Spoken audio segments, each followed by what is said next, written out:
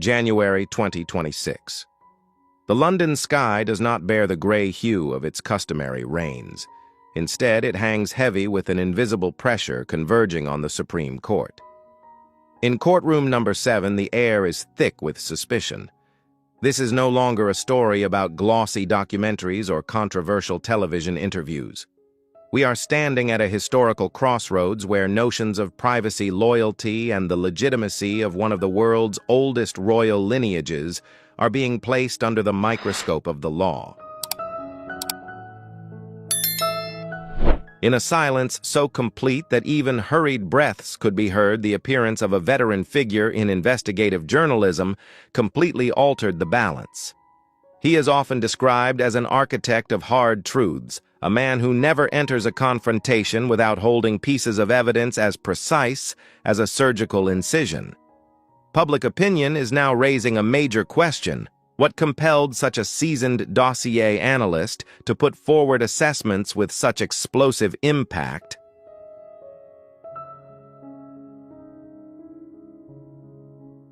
Could it be that behind terms such as Operation Cuckoo lies an entire system of hypotheses about lineage and past connections long obscured by the dust of time? In the area reserved for the central figures, observers have noted complex psychological shifts. A prince once renowned for his steely resolve now appears to be confronting shadows never before revealed within his own legacy journey. Alongside him, the visible unease of his spouse, an emblem of Hollywood glamour, has become the focal point of intense scrutiny. Today's video is constructed on the basis of investigative files, analyses from the international press, and hypotheses.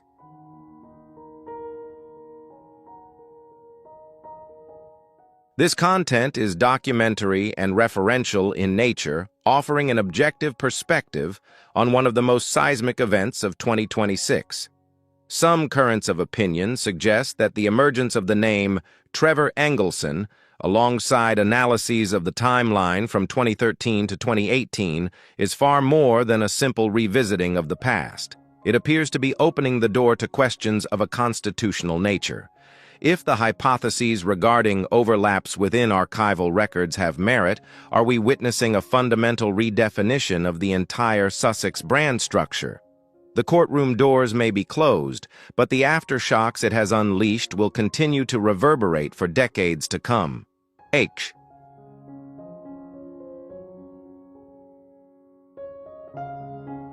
Is Operation Cuckoo a truth gradually coming into the light, or merely a harsh stress test for those who chose to step away from tradition? In a world where information and truth intertwine like a labyrinth, we are not here to declare right or wrong. We are here to witness the collapse of myths and the rise of new questions about transparency. And you, what do you see behind the tears and the sealed files in London? Leave your thoughts from the perspective of an objective observer. Don't forget to subscribe so we can continue unpacking the next set of files together.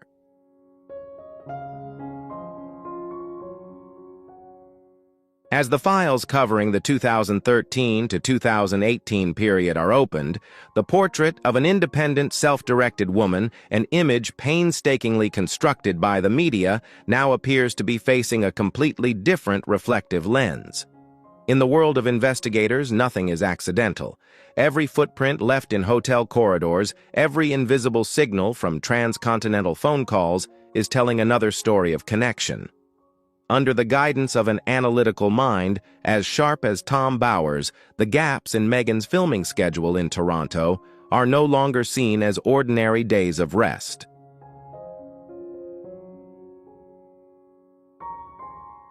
He advances a haunting hypothesis. Could the shadow of the past, the figure named Trevor Engelson, have remained present, like a silent satellite orbiting Meghan, even as new chapters of royal romance were being written? The astonishing convergence between unnamed journeys and familiar destinations from the past has created a symphony of suspicions. These are not baseless accusations, but a comparison of mechanical timelines, a method of analysis that any historian or lawyer would be compelled to take seriously.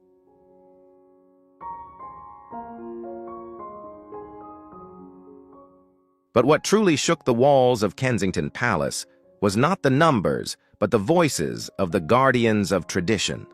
Long-serving aides, those who had devoted their lives to keeping the velvet curtains firmly drawn, now appeared to have chosen to step out of the shadows.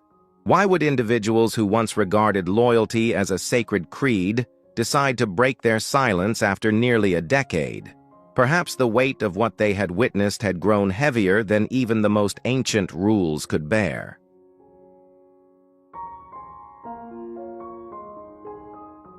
Their emergence was like that of historical witnesses, offering unprecedented perspectives on what unfolded behind the glittering facade of a so-called love story of the century.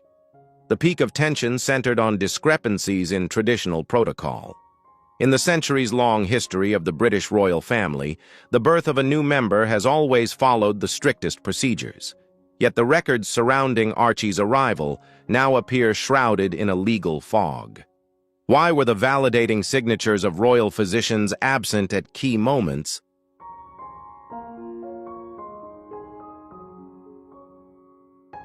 Why were core details in the birth records mysteriously altered just months later? This is not mere curiosity about private life, but an inquiry into the transparency of legacy itself. In this grand drama, the prince appears to be portrayed as the most tragic figure of all, a man standing at the boundary between absolute trust and truths that are slowly fracturing. Could it be that he is becoming the central character in a script he himself did not write?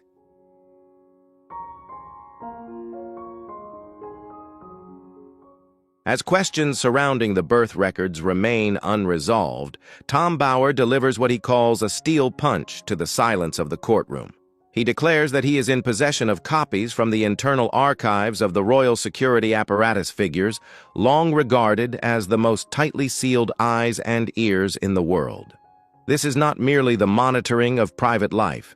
In investigative language, it is the surveillance of the integrity of the royal perimeter ahead of a pivotal event. These reports appear to have logged unusual signals, the presence of figures from the past, at the very moment when a new glittering chapter was about to begin. Why?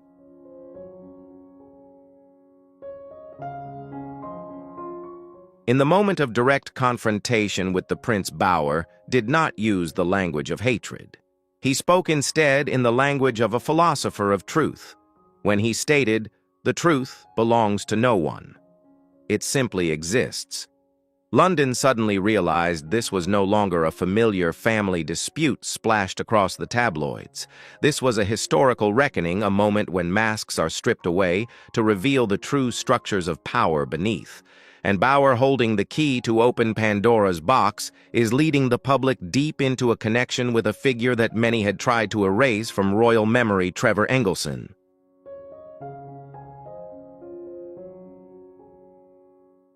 Why could a Hollywood film producer become a link capable of shaking the line of succession of a dynasty? Bower does not view Meghan as a victim. Instead, he portrays her as an architect of opportunity. Trevor Engelson is not merely a former husband. In Bower's investigative files, he is described as the keeper of the original blueprint. He was the man who stood beside her through a difficult decade spent chasing the spotlight. He understands every ambition, every habit, and even the hidden corners along this woman's path toward the conquest of power.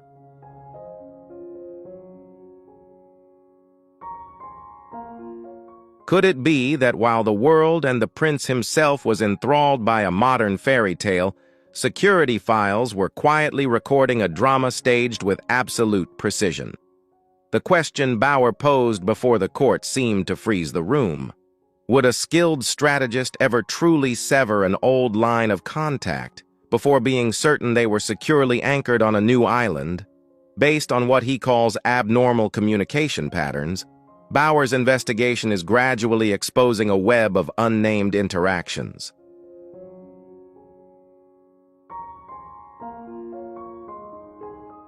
This is the very core of the lawsuit, where the truth about loyalty is weighed against personal calculation. Evidence of overlapping lines of communication not only destabilizes Meghan's position, but also raises a painful question about the prince's capacity for awareness throughout that period. The final months of 2016 through early 2017 were not merely a time of roses and flashing cameras in London. Behind the velvet curtain, Tom Bower sketches a reality of parallel digital currents, P.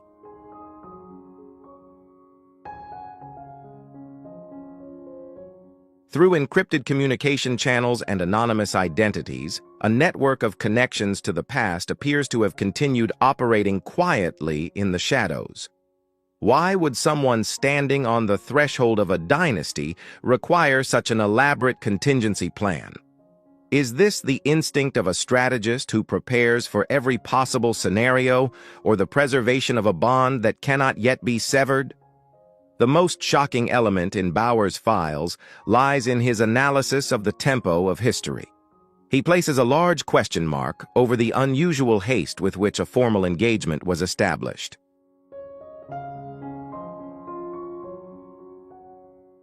In the world of dynasties, haste is often accompanied by invisible pressures from outside forces. However, Bower offers a far more ruthless perspective. Could this have been a race against time to legitimize a biological reality? If the alleged overlaps in relationships are real, then choosing a harbor that confers ultimate power and status is no longer a matter of the heart, but a strategic verdict designed to secure the future. When it comes to Archie Harrison, Bower does not resort to emotional language. He places the issue squarely within the legal framework of the Act of Succession.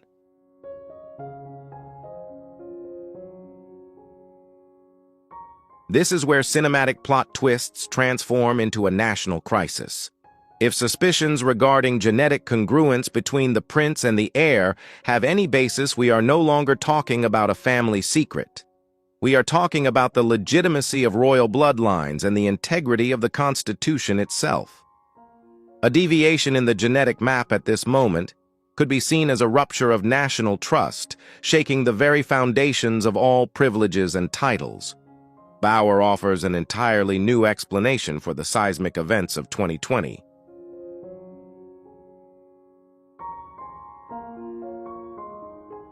Rather than citing privacy concerns or media turmoil, he characterizes Megxit as a strategic withdrawal.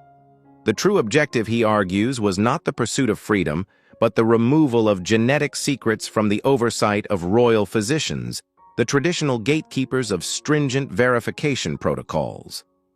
Leaving the stone walls of the palace for the freedom of Hollywood could thus be seen as an effort to shield a genetic illusion before physical traits begin to speak for themselves over time.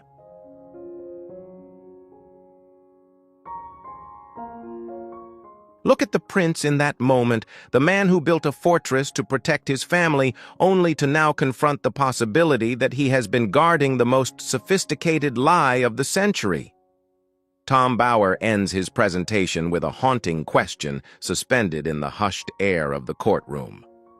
What does a son's sacrifice for his lineage mean if from the very beginning the foundation of that sacrifice was built on a distorted map? Why California?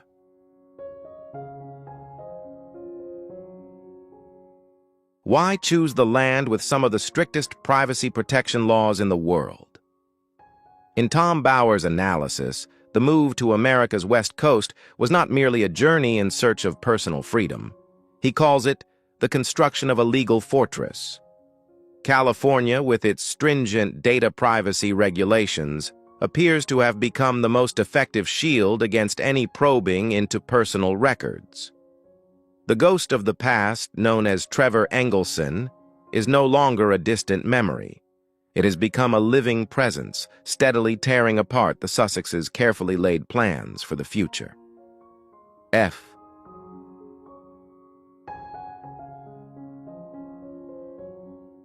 Many people mistakenly believe that Buckingham Palace is a passive entity in the face of upheaval. But according to the records Bower was able to access, the reality is quite the opposite. Under the reign of the late Queen Elizabeth II, an emblem of unwavering devotion to the crown's legitimacy, no ambiguity was ever permitted to exist within the bloodline. Bauer delivered a revelation that sent shockwaves through the courtroom as early as May 2019. Behind the public's celebration and joy, a heritage verification protocol was quietly set into motion.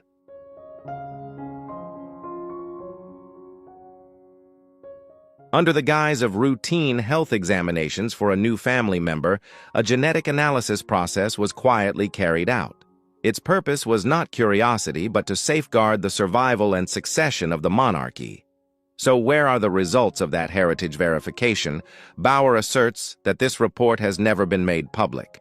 It was sealed by time and stored in the deepest vaults beneath the palace wine cellars, accessible only to those who hold the highest keys of power.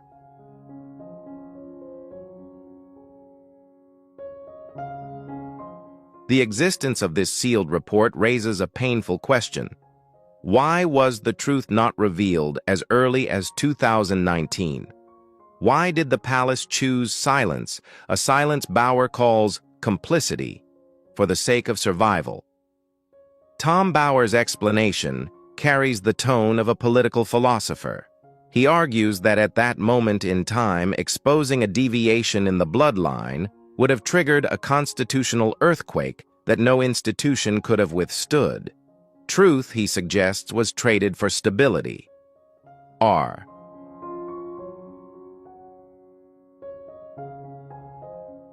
The palace chose to keep this secret not to protect Meghan, but to safeguard the sanctity of the royal legacy against the swirling tempests of global public opinion. Yet that silence seems to have become a ticking time bomb, and now under the spotlight of the 2026 courtroom, the fuse has begun to burn. Imagine the collapse of an empire where the very bricks of its foundation start to shift from their places. British royal history is no stranger to such upheavals.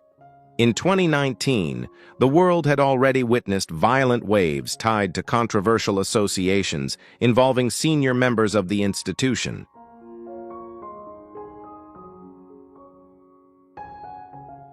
But according to Tom Bauer's analysis, that was only the visible tip of the iceberg. If a new fracture were to emerge this time, striking directly at the lifeblood of inheritance within the line of succession, then the credibility of a 1,000-year-old institution would face an unprecedented trial. Standing at history's crossroads, those who hold the fate of the crown from King Charles to Prince William appear to have confronted an existential dilemma: should they choose absolute transparency and risk public trust, or opt for a form of strategic silence to preserve the structure of the institution itself? Bauer argues that the second path was chosen.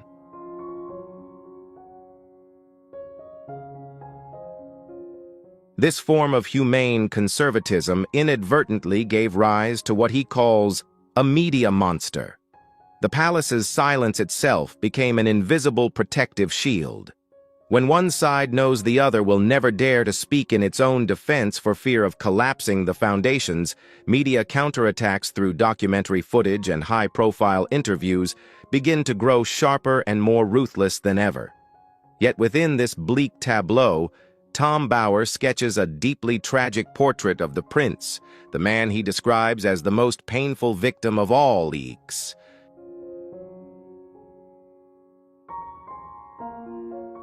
He uses the concept of a glass cage of illusions to describe Harry's reality. A man who chose to stand against the entire world, sever blood ties, and sacrifice every privilege to protect what he believes to be truth and love. But does he realize that he may be defending a meticulously constructed genetic narrative? Bauer advances a deeply unsettling hypothesis: could the pure faith of a father be transformed into a tool for a power grab, one in which he himself is entirely unaware?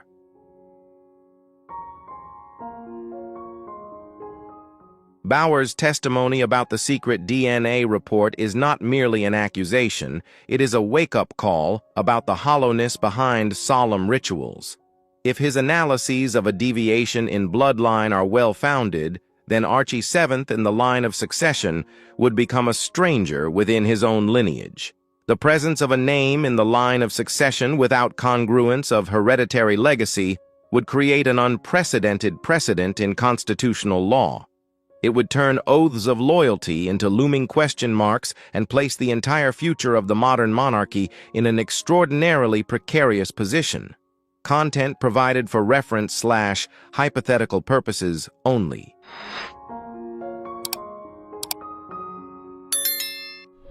As the testimonies at the January 2026 trial draw to a close, we are left with a harsh reality.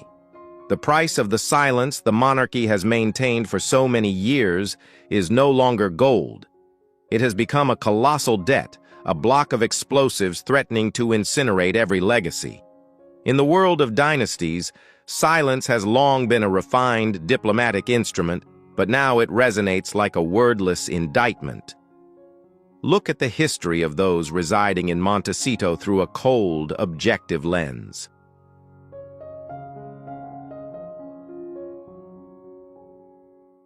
We are talking about a woman who has never hesitated to step into the fiercest legal battles to defend even the smallest fragment of her privacy. From lawsuits over unwanted photographs to taking on major media conglomerates over a private letter, she has consistently demonstrated an uncompromising resolve. But why, when faced with an allegation that could completely erase the reputation, title, and future of her own son, does that legal sword suddenly appear to have gone rusty G?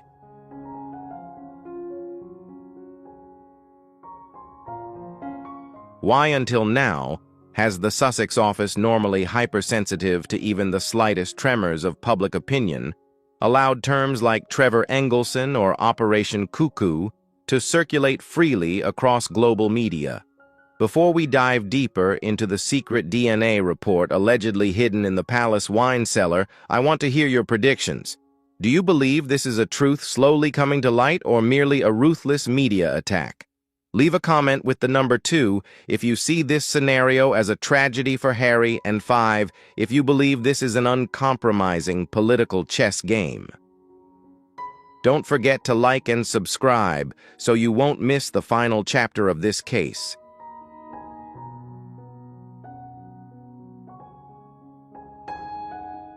Why has no defamation lawsuit been filed immediately to silence Tom Bower, the man who appears to be wagering his entire career on these testimonies? In the modern world, there is only one way that is fast and absolutely effective at ending every conspiracy theory: a public heritage verification.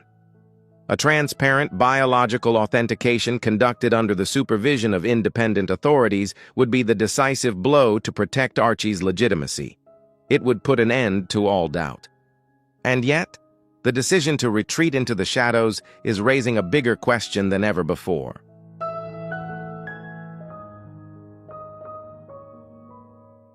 Is this silence not contempt for the rumors, but rather a final fortress guarding a truth that cannot be confronted? We are standing at the threshold of a new era, one in which the deepest secrets of dynasties are no longer protected by stone walls. Is this the collapse of an illusion or the beginning of a necessary reckoning? Is the silence from Montecito the calm of the innocent or the labored breathing of a script racing toward its final act?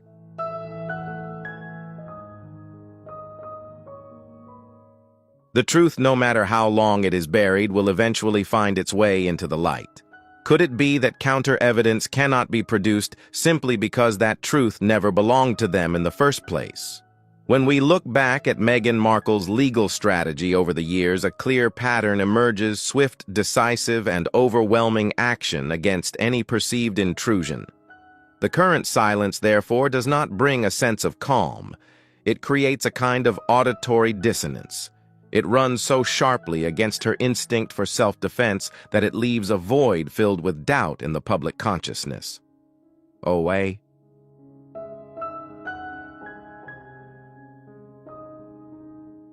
At the eye of this storm, Harry emerges as the most tragic figure of all.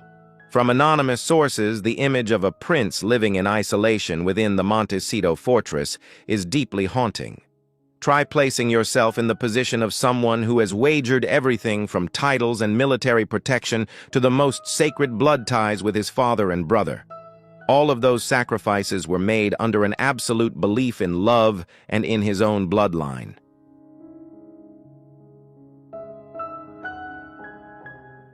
Now he must face a brutal prospect if everything he has defended for so long was built upon a foundation of shifting sand made of distortions.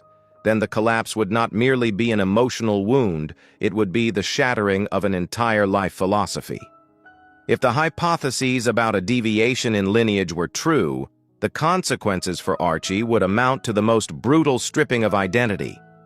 The child would not only lose a place in the line of succession, but also an entire worldview.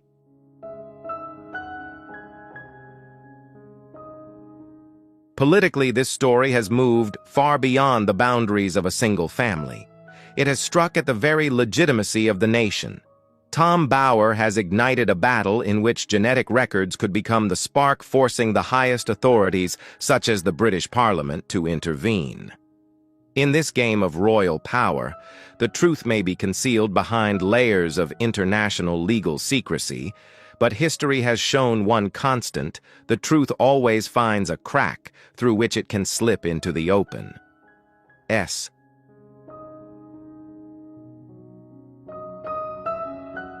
So, who truly holds the decisive card in this game of chess? Is it Tom Bower with his network of silent witnesses deep within the palace? Is it Buckingham Palace itself, pursuing a strategy of institutional preservation at all costs? Or is Meghan Markle the one holding the key, able to either fling this door of truth wide open or seal it shut forever? The courtroom doors in London may close, but the search for truth has only just begun. Will that truth be a gift of redemption, or a fire that burns away what remains of a love story once admired by the entire world?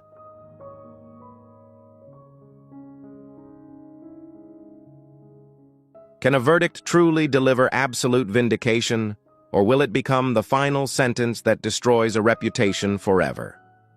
The first trial in London may have concluded, but its aftershocks have not faded. On the contrary, they are generating powerful shockwaves, seeping into every corner of the monarchy. At this moment, calls from Parliament for a national-level investigation are growing louder by the day. Constitutional experts have been summoned to re-examine one of the most sacred documents of all, the order of royal succession.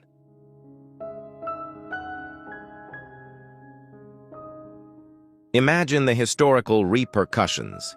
If an official investigation were to be triggered, this would no longer be fodder for tabloid headlines. It would become a formal process of verifying an heir's legitimacy. At that point, proof of genetic congruence would be required as a mandatory procedure. Figures from the past, such as Trevor Engelson, could be compelled to step into the light and testify under oath before the law.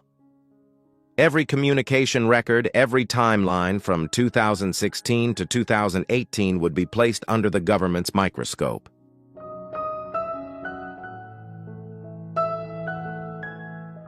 This is an unprecedented constitutional crisis in the modern history of the United Kingdom. Behind the numbers and legal statutes lie profound human tragedies. For the prince, the psychological devastation is almost beyond words. Every moment of happiness, every cherished photograph, now seems veiled in a fog of doubt. Can a man who sacrificed everything to protect his family truly accept the reality that the fortress he labored to build stands upon a foundation that may not even exist?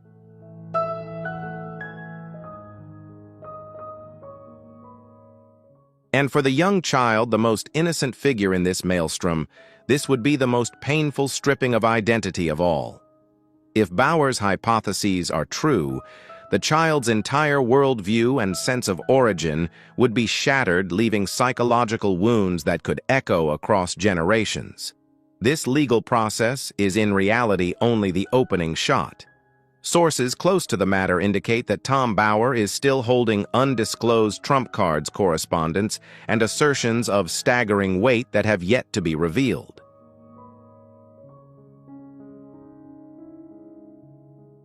At this moment, the Sussex legal team finds itself trapped in a paralyzing paradox.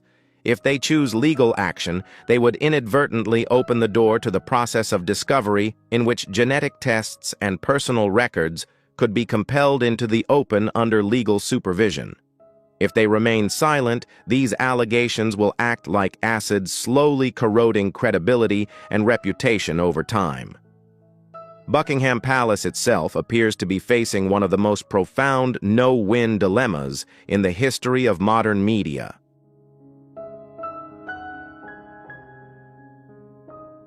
If they were to confirm the assessments outlined in Tom Bower's files, they would inadvertently be admitting to a systemic failure in heritage verification spanning many years. Conversely, if they choose outright denial without presenting concrete counter-evidence, they would be pushing themselves into a weakened position against the trump cards held by a seasoned journalist like Bower. In this chess match, the only clear beneficiaries may be the architects of news themselves, the media outlets enjoying a new golden age reminiscent of the post-1990s upheavals.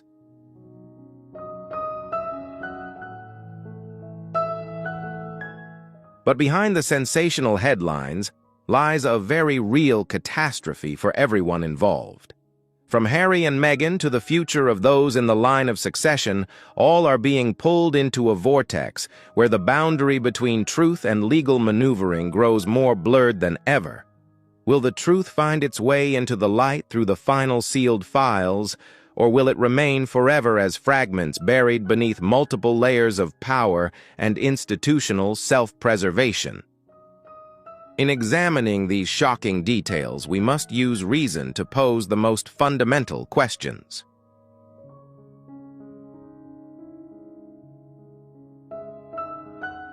Tom Bower is no newcomer. He is a figure who has spent a lifetime building a reputation on ironclad evidence.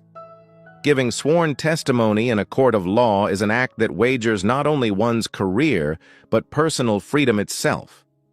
Would a mind as sharp as his truly risk everything on unfounded speculation?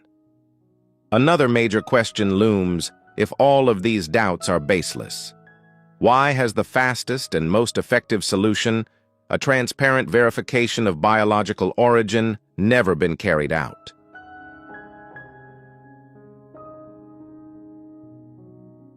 An independent verification process overseen by neutral parties would be the definitive end to every media nightmare. Prolonged silence, rather than a masterful legal strategy, now seems increasingly like a troubling signal of a truth too difficult to confront. If the palace truly holds evidence capable of fully exonerating the Sussexes, what reason could be great enough to justify keeping it sealed away in locked vaults? And why, in the frames capturing moments inside the courtroom, does the prince's face appear so haunted and anguished?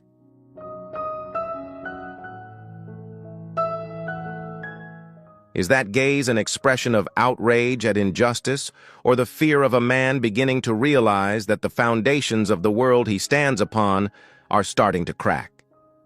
The London story of 2026 is not merely a lawsuit.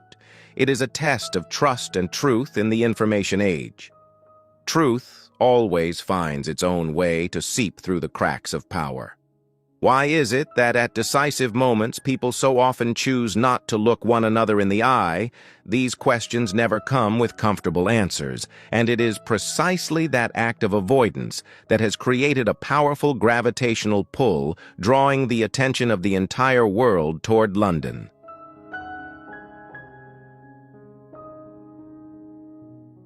What began as a royal love ballad, a modern fairy tale celebrated by all of humanity, now appears to be on the brink of becoming one of the greatest historical illusions of the contemporary monarchy. Tom Bower's testimonies are not merely legal words on a page. They are beams of light cast into hidden corners, exposing what had long been regarded as a meticulously constructed script. Ix.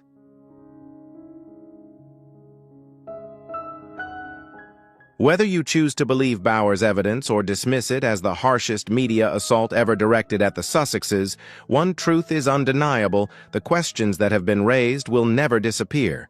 They will echo through the historical record, planting seeds of doubt about everything we once believed regarding Harry and Meghan's journey.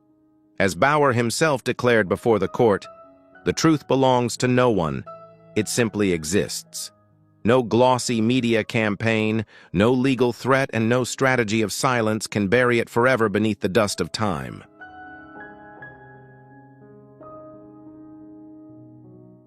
For Harry, the tragedy lies in the sheer irony of fate.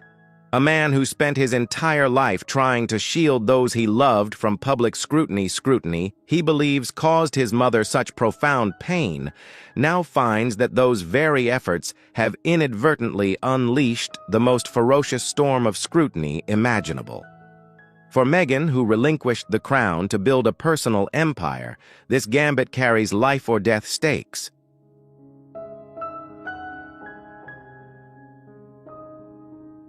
If the hypotheses of a hereditary discrepancy were to be substantiated, the entire structure of power branding and credibility she painstakingly built would face instantaneous collapse. And amid the vortex of adult calculations, the image of the innocent child Archie looms hauntingly large.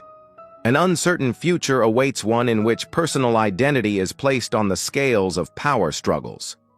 Ultimately, for the British monarchy, an institution that has endured wars and centuries of upheaval, this is the ultimate trial of fate.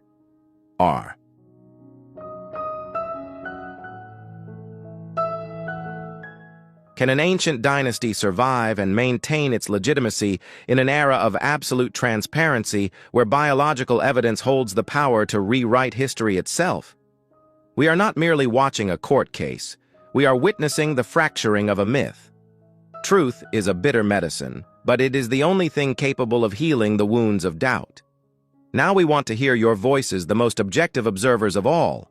How do you assess Tom Bauer's sharp and provocative arguments?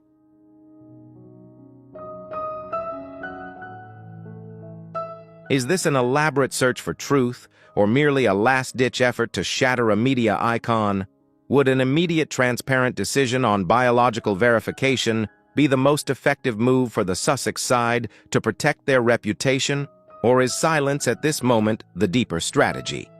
And as for the prince, the man standing at the center of the storm, is he the keeper of a great secret, or is he himself a tragic figure still searching for the answer to his own life?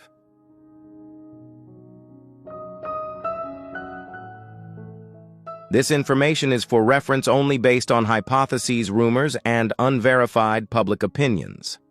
Let's discuss this issue from an objective, analytical perspective.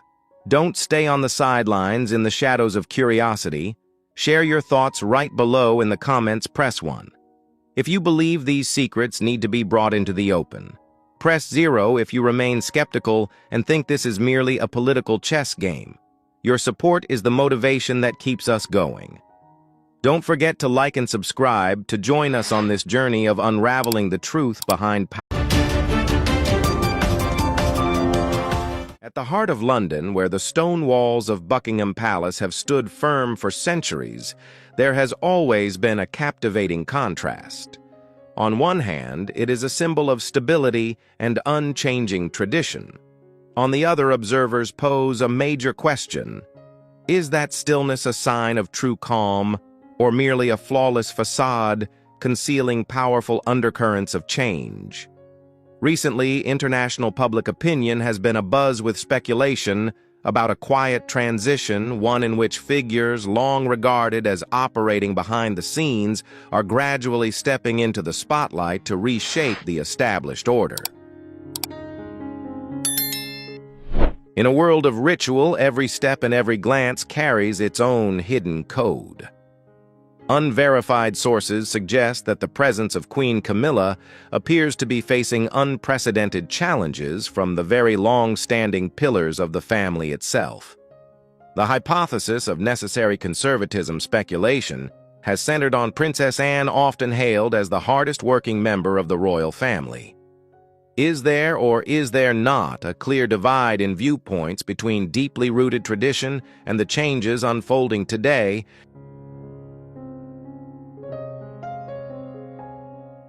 Some analysts suggest that Anne may be assuming the role of a guardian of legacy, one for whom the stories of the past are not easily erased by time. The alliance of the future, the emergence of Princess Kate within this narrative, only adds to the drama of the hypothesis: could there be a tacit consensus among the palace's generations of women about redefining what it means to be a true symbol? To fully understand the current tensions, we must look to the flow of history itself.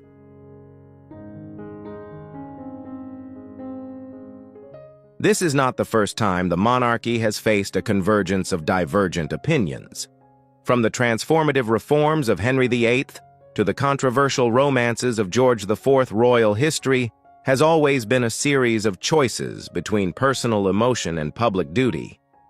It seems that every era requires a catalyst for evolution, and in the hypothetical scenario we are examining, Camilla's presence may well represent the greatest test of the monarchy's capacity to adapt in the 21st century.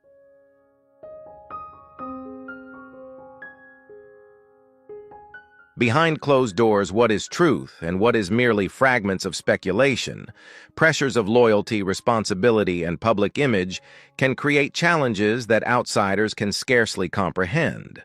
Are we witnessing an internal reckoning aimed at long-term sustainability, or are these simply the inevitable aftershocks of a monarchy in transition? Where will these changes ultimately place the British royal family on the map of history? What do you think of this hypothesis?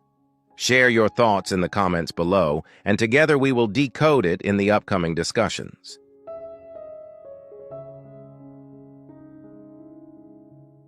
In the digital age, life for members of Buckingham Palace is no longer limited to state visits or ceremonial appearances. Through the lens of systems analysts, they are living inside a vast glass chamber where every breath and every exchanged glance is decoded like a form of political cipher. Why does the public constantly search for signs of fracture? Perhaps because excessive perfection often feels unreal. As a result, even the smallest gesture from King Charles or other members can become the focal point of a storm of speculation about secret alliances or simmering animosities beneath the surface.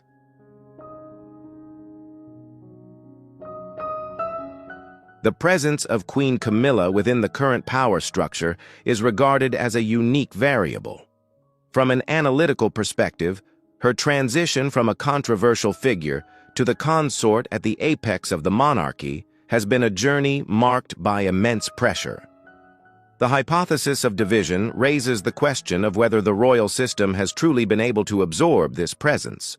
Some informed voices argue that her ascent has not only polarized public opinion, but also created a kind of mechanical pressure on internal relationships where old and new values are colliding with particular force.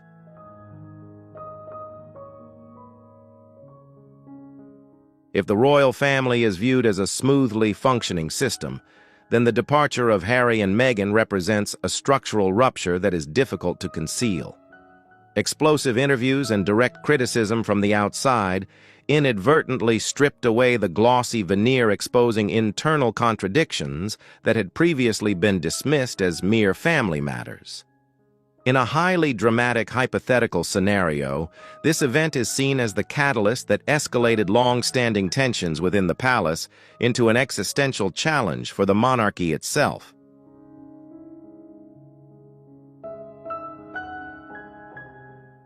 The focus of attention is now converging on a figure who is discreet yet formidable, Princess Anne. In in-depth analyses, Anne is often portrayed as a guardian of the monarchy's most exacting standards. Hypothetical analysis asks whether there could be a shocking revelation from her regarding the queen consort's position. Some bold theories suggest that Anne may be acting as an arbiter, raising serious questions about whether Camilla's presence aligns with the system's long-term future. If true, this would not merely be a personal disagreement, but a struggle to safeguard the integrity of the dynasty itself.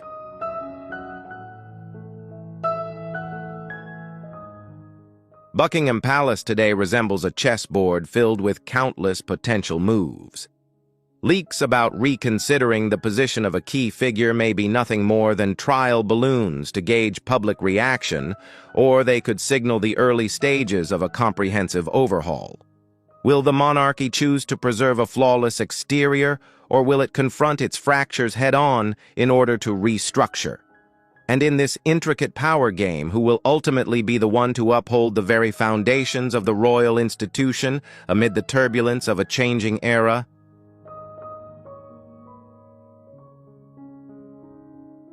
In a system whose existence is measured in millennia, each individual functions like a cog within a vast machine. Princess Anne and Princess Kate have long been regarded as quiet architects, shaping the image of a dutiful and principled monarchy. If Anne embodies iron discipline and absolute loyalty to duty, Kate represents composure and refined diplomacy. What then happens when these two inherently steady pillars appear in hypotheses of discord with the new center of power, Queen Camilla?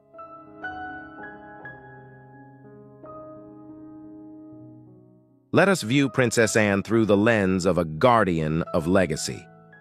Princess Anne, with her notable bluntness, may not merely be expressing personal character, but rather activating a mechanism to protect that legacy. Her caution toward Camilla is not personal animosity, but a systemic self-defense response.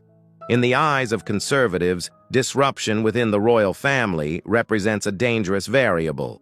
Any confrontation at the coronation banquet, if it occurred, would not be a personal clash, but a confrontation between conservatism and adaptation.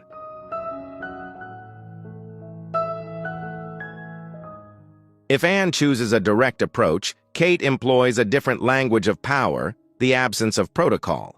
In symbolic analysis, circles the act of not curtsying during the coronation is considered an explosive detail. Within the royal system, a curtsy is not merely a gesture of respect, it is an acknowledgement of hierarchy. The absence of this gesture from someone as impeccably protocol-conscious as Kate raised a significant question. Was it a simple oversight or a silent declaration of reluctance to fully accept a new order?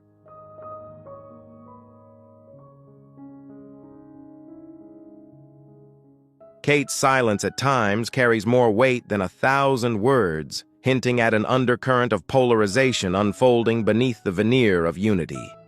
Why does everything circle back to tradition? Because in the royal world, tradition is the single thread preventing the dynasty from unraveling amid social upheaval. Even the smallest breach of long-standing rules can trigger a domino effect, leading to systemic disorder. From the perspective of some key figures, Camilla's presence appears to be testing the very limits of those binding threads.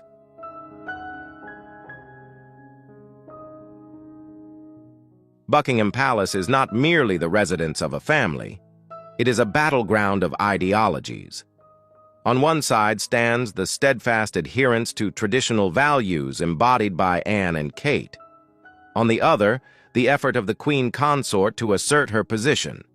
Are the notions of removal or purification raised by these hypotheses truly taking place, or is this simply a painful process of adaptation, allowing the monarchy to move into a new era? The answer likely does not lie in official statements, but in glances exchanged, steps taken, and the curtsies that will or will not appear in the future.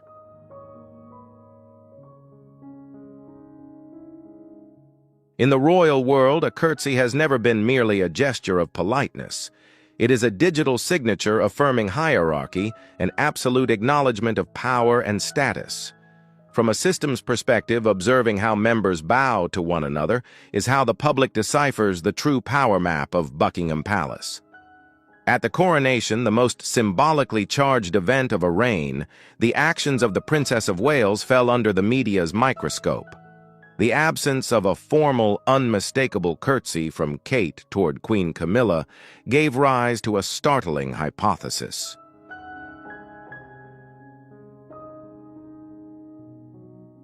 Was this merely a technical oversight or a subtle message sent from the future of the dynasty?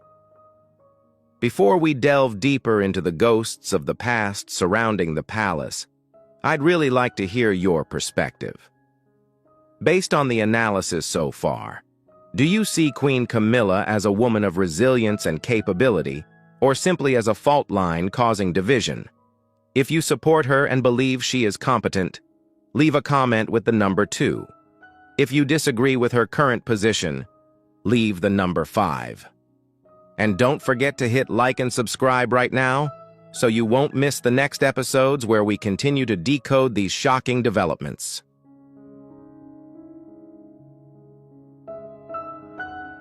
Some voices suggest that we may be witnessing a subtle modernization of the royal image. Rather than elaborate rituals, a gentle nod from Kate could be interpreted as an expression of minimalism in the era of King Charles III. However, analysts pose a sharper question for someone long regarded as a symbol of propriety. Like Kate, could such subtlety truly be accidental? The hypothesis of silent resistance emerges when the wife of the future king, entrusted with safeguarding traditional values, chooses to meet the Queen's gaze directly. Instead of bowing her head, it may be seen as a deliberate act of crossing the line.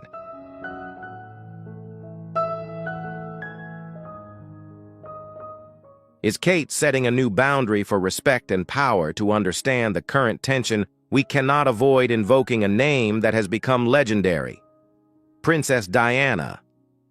Consider a hypothetical question. If the consort on the throne that day had been Diana, would the atmosphere at Buckingham have been different? The legacy of the past weighs heavily, and a widely held hypothesis suggests that Camilla's presence remains an unhealed scar in the hearts of the princes and those most deeply tied to Diana's enduring legacy.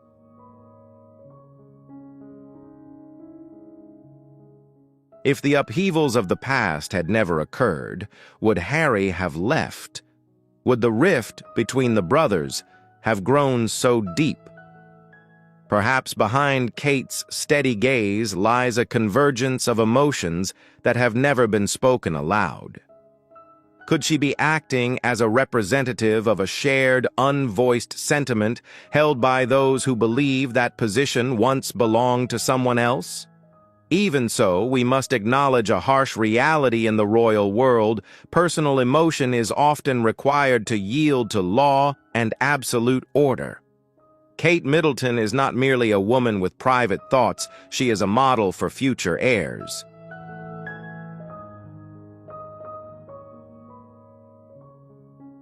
Bypassing an important ritual may be seen as a risky distraction, but it could also be a strategic move in the monarchy's transformation under King Charles. The ultimate goal is to ensure the dynasty's survival, yet the price may sometimes be the sacrifice of rules that have existed for centuries. Was Kate's nod toward Camilla a gesture of refined respect, or the punctuation mark ending an era of absolute deference? And how will these simmering tensions reshape the face of the British royal family when William and Kate formally assume the throne?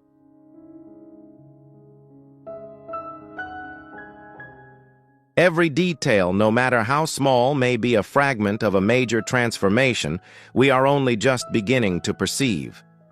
In your view, are the silence and shifting gestures of the Princess of Wales a sign of modernization, or do they reflect a divide that cannot be healed? The British monarchy, an institution built on pillars of permanence, now appears to be standing at a historic crossroads. To survive in the 21st century, this system may be forced into a process of natural selection, preserving its core values while letting go of rules that have grown rigid with time.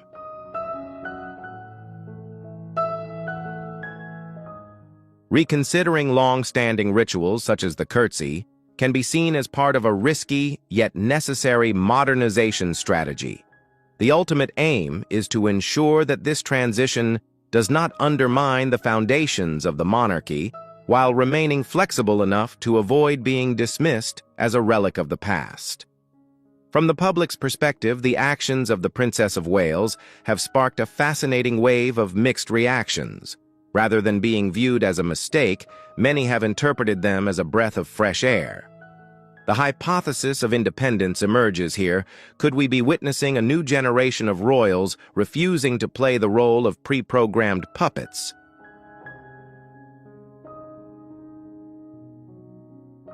Some observers argue that the willingness to challenge rigid rules reveals Kate's independent mindset, where personal emotion and perspective are beginning to carry greater weight than centuries-old values.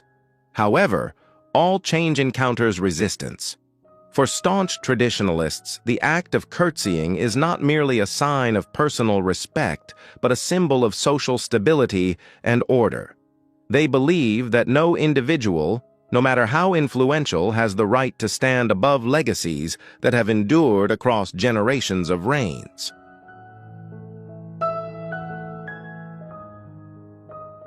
This contradiction fuels an endless spiral of debate. Is the relaxation of protocol a step toward modernity, or the beginning of fractures within a system built on absolute formality? While Kate represents subtle change, Princess Anne has emerged as the figure most clearly reflecting dissatisfaction with the current state of affairs. Anne's caution toward Queen Camilla appears to go beyond personal tension. Why would someone as devoted to duty as Anne view Camilla as an incompatible variable?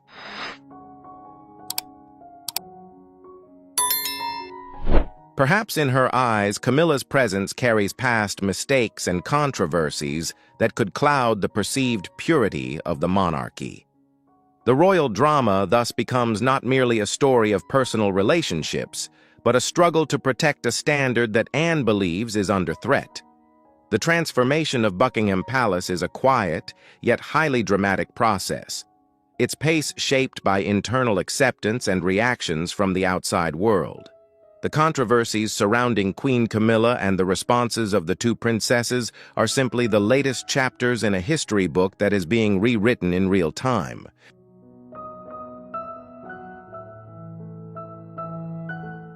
Will a more modern monarchy bring it closer to the people, or will the loss of traditional rituals cause the dynasty's aura to fade? In the flow of history, some stories do not end when their main characters exit the stage. Instead, they become shadow legacies that linger over the present. The life of Queen Camilla is a striking example of how the past can shape and sometimes imprison public perception for decades. Recently, as her status has been elevated, the codes of the 1980s and 1990s have once again been decoded through a lens of skepticism.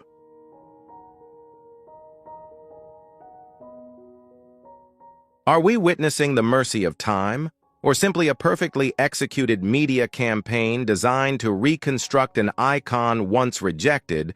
Let us turn back to the turbulent era of the 1980s.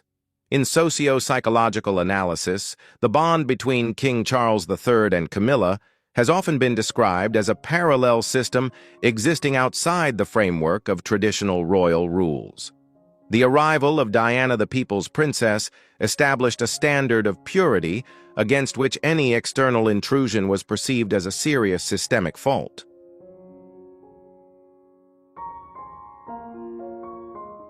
Archival sources recall the iconic remark about three people in a marriage not merely as a complaint, but as a confirmation of a fractured structure. Camilla's long-standing presence in the shadows inadvertently forged her image as a counterweight to Diana, ensuring that every step she later took would be subjected to intense scrutiny. The year 1994 is often viewed as a breaking point in the monarchy's image strategy. The explosive interview with Jonathan Dimbleby was not simply a confession of an unconventional relationship, but through an investigative lens, a high-risk attempt at enforced transparency.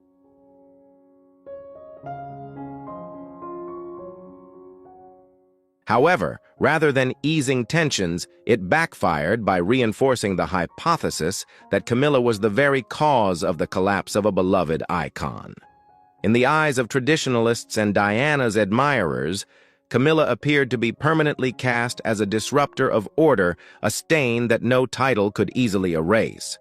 The tragic events of 1997 in Paris were not only a profound loss for the monarchy, but also a turning point that completely reshaped Camilla's position and destiny.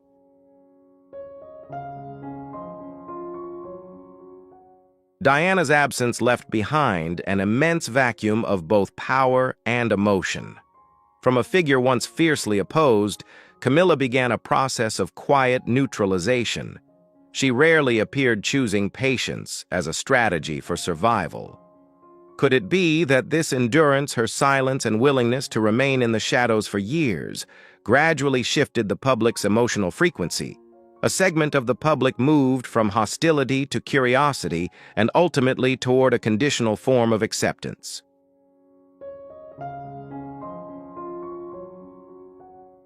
Today, as Camilla officially stands at the pinnacle of her role as queen consort, old questions continue to linger. Is this position a recognition of enduring love or the outcome of a finely calibrated exercise in power? Is her presence genuinely accepted by younger figures such as Anne and Kate, or are they merely adhering to a silent pact to safeguard the monarchy's survival? The past may have receded, but the fractures it left behind remain an inseparable part of the modern royal landscape.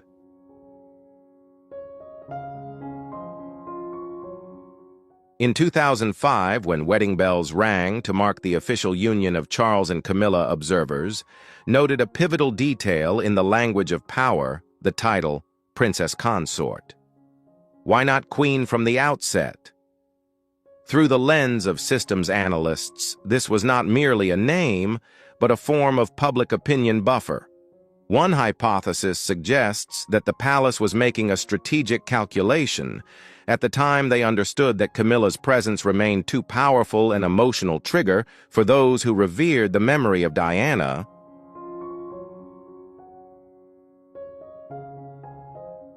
Lowering the title was a calculated concession, a prudent move to preserve the stability of the monarchy during a highly sensitive transitional period. Time may soften fractures, but it cannot fully erase old frequencies. In 2022, when Charles formally ascended the throne, Camilla's elevation to the title of Queen Consort immediately triggered another storm of hypotheses. For a segment of the public still carrying Diana's legacy, this act was perceived as a profound symbolic rupture.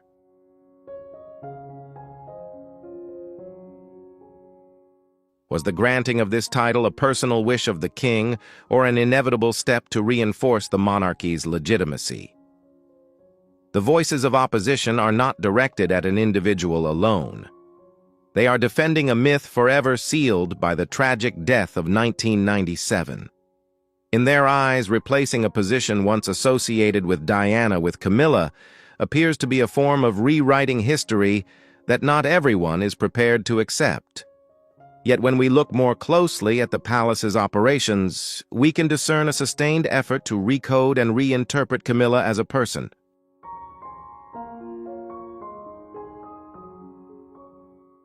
Rather than confronting criticism head-on, she chose the path of quiet service. Camilla's focus on causes such as literacy and animal welfare has been assessed by media experts as a strategy of humanizing the symbol. Could this be her way of building a parallel legacy in which tangible contributions serve as a counterweight to past controversies? Her reputation is being carefully reconstructed from the smallest pieces through patronages, steady commitment, and composed public appearances.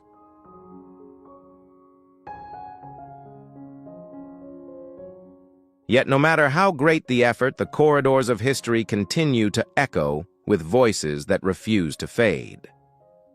The past still casts its shadow over every action of the current queen.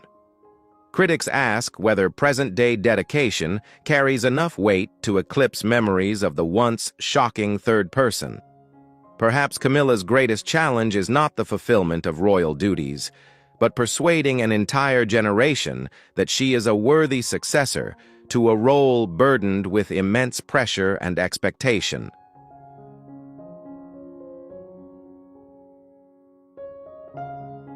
In a system where image is the ultimate weapon, we are witnessing a sustained effort to shift the axis of public perception.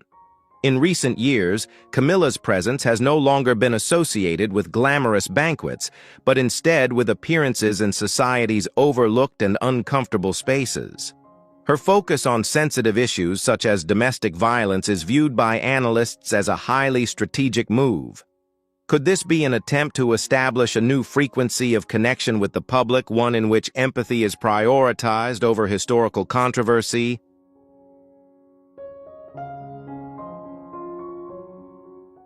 Some hypotheses suggest that by standing alongside the vulnerable, she is gradually peeling away a negative label that has persisted for decades. However, real-life efforts often collide head-on with the power of mass media. The emergence of dramatized cinematic works, most notably the series The Crown, has generated a distinct socio-psychological phenomenon. These productions are not merely entertainment, they function as a filter pulling the hidden corners of the past back into the center of contemporary debate.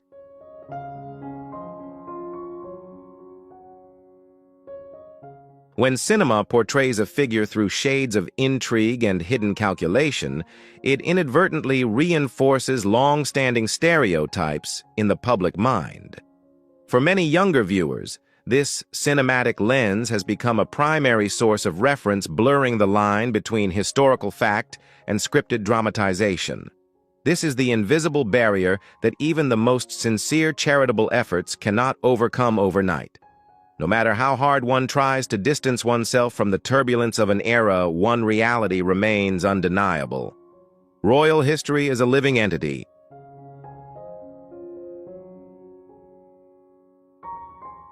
The public's continued questioning around Princess Diana is not merely an expression of hostility, but a form of loyalty to an emotional legacy. Some viewpoints suggest that sustaining skepticism toward Camilla is a way for the public to protect the memory of a turbulent chapter in the monarchy's history. In this scenario, Camilla is not simply confronting public opinion. She is facing a ghostly legacy, one in which every present action is weighed against what has been lost.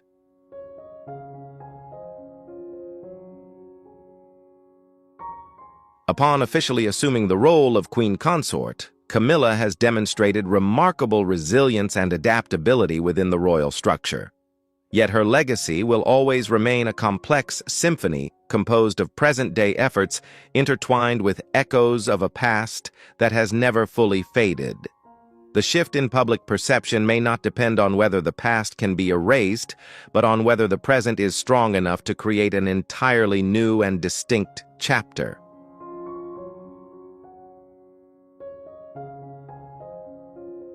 Time is a master craftsman, capable of softening even the sharpest edges of history. Observing Queen Camilla's journey, analysts have noted a quiet shift in the collective psyche. From a figure once pushed to the margins of traditional moral norms, she has carved out her own trajectory, one in which growing authority and calm, restrained action have gradually earned trust. This is not merely the story of an individual, but a compelling example of adaptive survival within a monarchical institution.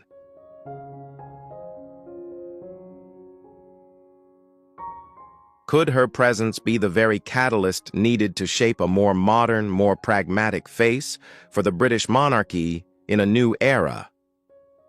When we examine the current power structure more closely, we see an image of Camilla built upon two pillars: atonement and perseverance. She has chosen to confront storms of public opinion through tireless service. Aligning her name with humanitarian causes appears not merely as duty, but as a deliberate way to redefine the meaning of her presence within the palace itself.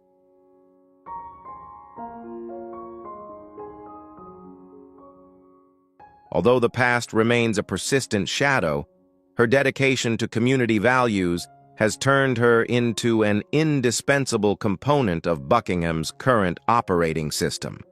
Her legacy, therefore, is no longer a single linear narrative, but a complex matrix woven from past mistakes and renewed efforts. Yet within a system that prizes continuity as deeply as the monarchy does, the presence of guardians of tradition inevitably creates resistance. The most striking focal point of this tension is the attitude of Princess Anne, long regarded as the embodiment of discipline and unwavering loyalty to the monarchy's original values.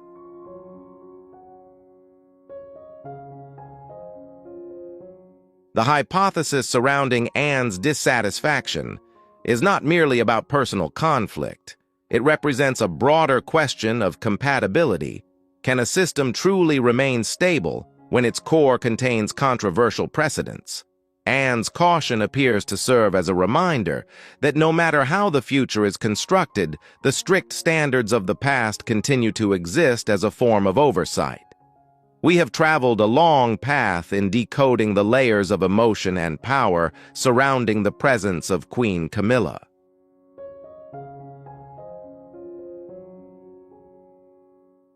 A life marked by trials, a complex path where every step is placed under the microscope of history.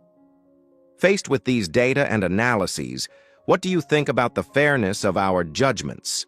Are the firm reactions from figures such as Princess Anne a necessary defense of the monarchy's honor, or do they represent an obstacle to the inevitable evolution of the times? Is questioning the Queen's position at this stage a justified action, or should we accept change as an inherent part of the law of evolution itself?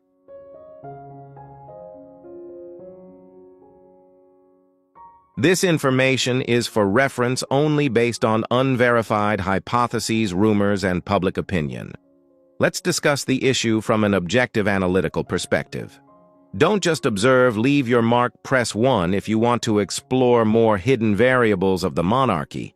Press 0 if you're skeptical and believe what we see is only the tip of the iceberg. If you enjoy in-depth analysis, don't forget to like and subscribe so we can continue decoding the mysteries of power together. Thank you for joining us and stay tuned for the next deep dive.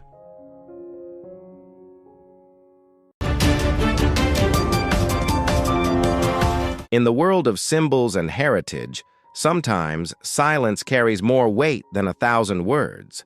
We are witnessing a historical split, not just within a family, but within the very concept of power in this new era. On one side is the dazzling light of the media, where personal stories are woven into focal points. On the other is the stillness of London's ancient walls, where chess pieces are being set for a future longer than any television contract.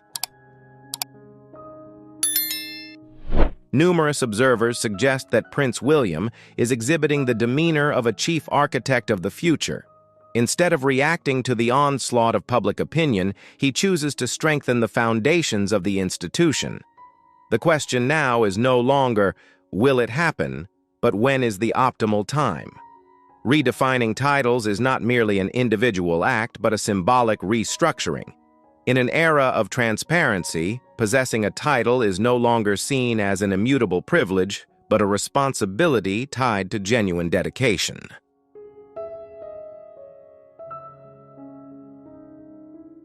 Across the ocean, we see a familiar motif, the clamor of press releases and the relentless pursuit of prominence in the global news flow. However, there is a systemic truth that few mention titles within a dynasty are not mere ornaments to be possessed. They are the very breath of tradition. When direct blood ties are no longer the sole basis, the distinction between heir and companion becomes more pronounced than ever in ancient ceremonial rules.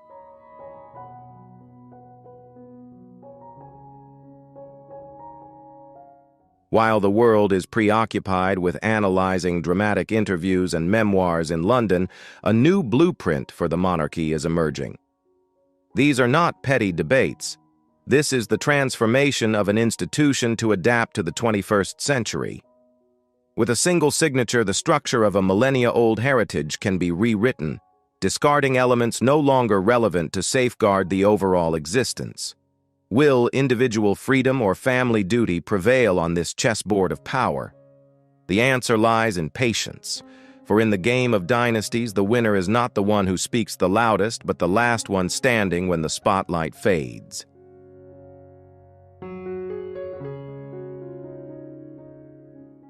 While the outside world is awash in sensational headlines behind the solid oak doors of Kensington and Clarence House, a different script is being rewritten. No cameras, no bombastic pronouncements, just strategic records and quiet discussions that have dragged on for years.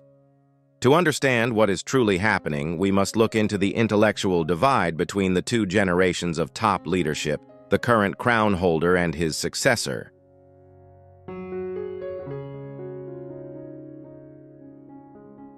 King Charles, as a conciliatory father and monarch, always believed in second chances. His philosophy was one of tolerance, an attempt to mend rifts with afternoon tea and patience. He saw the prodigal sons, but Prince William saw the systemic risks. William arrived at a far more stoic and realistic conclusion. Institutions cannot exist based on emotions. In the eyes of the successor, protecting the millennia-old heritage is the ultimate priority, transcending all personal feelings.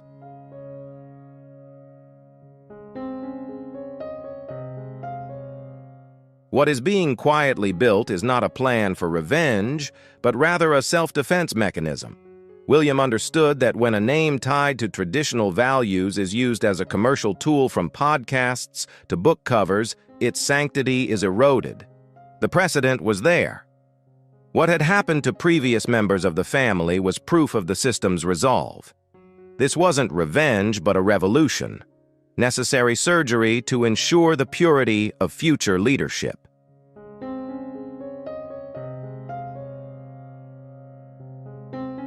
There was a pivotal moment in those private conversations where William bluntly pointed out that ill-timed benevolence could become a vulnerability for widespread instability. He believed that to protect the monarchy from media attacks and destructive revelations, they could not continue to remain silent in the old ways. This contrast created tremendous pressure on all parties involved. Across the ocean, resistance was understandable, for when symbols of power are shaken, the structure of personal influence crumbles with them.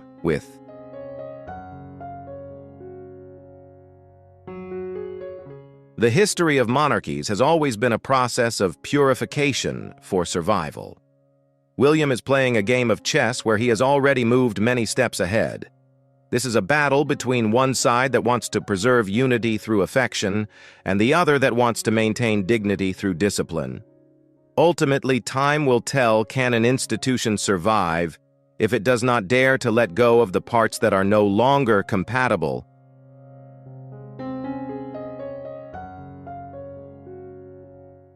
We are drawing closer to the point where the line between family unity and the survival of an institution becomes clearer than ever. King Charles, with the heart of a father, sees the cracks that need to be filled with kindness. He sees individuals' memories and hopes for reconciliation. But on the opposite side, Prince William sees a system error. In the successor's thinking, this is not a matter of emotion, but a model being exploited, eroding the foundations built over thousands of years of history. Construction workers. Construction.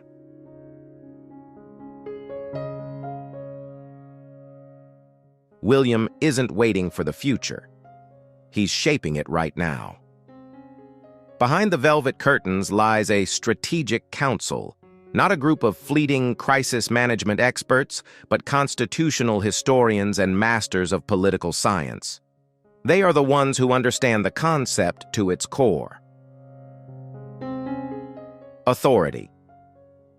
Their mission to draft a comprehensive framework to protect the monarchy from the upheavals of the new era. This wasn't an immediate response to a documentary or a memoir, but a complete overhaul of the British royal operating system.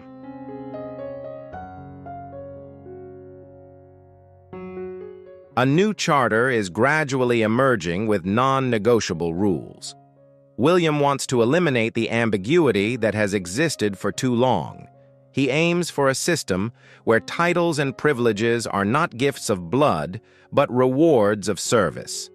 The line will be redrawn sharply. You cannot simultaneously possess the dignity of a national symbol and freely operate it as a personal brand in the commercial market. If you choose independence and glamorous contracts, that's your right, but you will no longer be part of the symbol machine.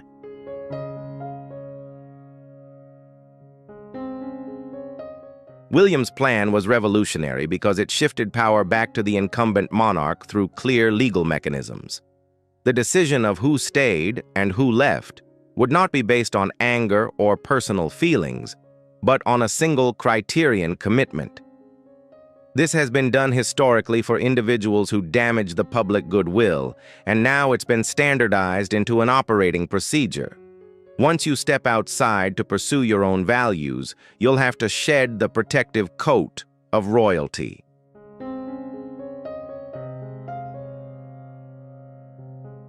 This battle isn't just about titles on paper, but about redefining what it means to be a member of royalty in the 21st century.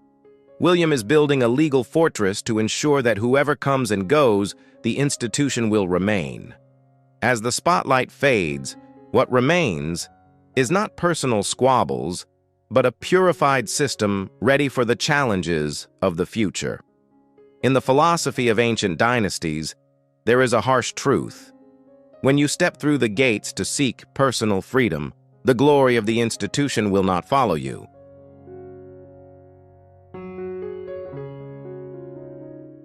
Remember, in the philosophy of thousand-year dynasties, once you choose to step outside in search of freedom, the halo of heritage will never follow you. Facing these cold yet visionary maneuvers, how do you feel about Prince William's actions? If you support this decisiveness and believe it is a vital step to protect the legacy, leave a number 2 in the comments. If you feel these rules are too harsh and lack compassion for family, leave a number 5. We look forward to seeing your choice in the comments below.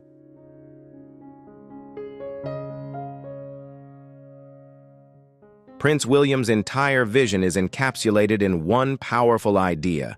If a symbol belonged to everyone, it would lose its meaning to everyone.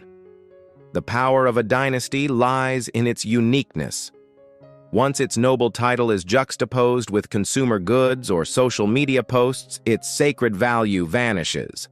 A constitutional legacy turned into an entertainment accessory. William did not act out of anger or personal vendetta.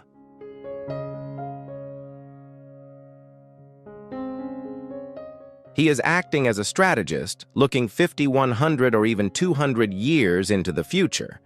The question he is asking is not how to please all family members, but rather, what does this institution need to survive in the future? His answer was the limitations. The boundaries were clear, strictly enforced, and non-negotiable. To achieve this, a strategic brain was established, drawing on models from Nordic monarchies such as Sweden, Denmark, and the Netherlands, places that successfully modernized by streamlining their bureaucracy and redefining the value of service.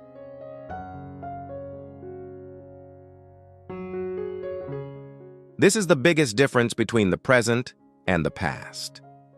While King Charles always sought a compromise, a balance between family ties and responsibility, William's approach was binary, in or out. According to him, this is not a family company where members can join or withdraw according to their personal lifestyles. It is an institution with a supreme purpose. All participants must be fully committed or completely separate. There is no room for half-hearted solutions where people want to enjoy the privileges of the crown while simultaneously pursuing private commercial deals.